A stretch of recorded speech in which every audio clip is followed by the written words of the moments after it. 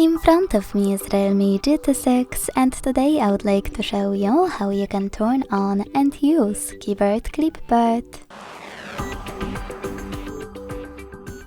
Begin by launching your keyboard and clicking on Clipboard at the top of it.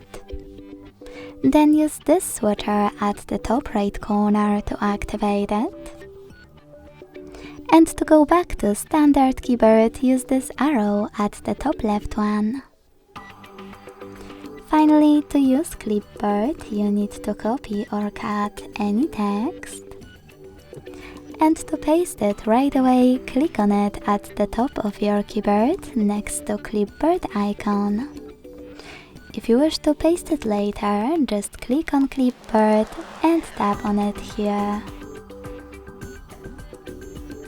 To pin one of your added sentences, use this pen at the top right corner, click on the chosen one and tap on pin icon. You can unpin it the same way.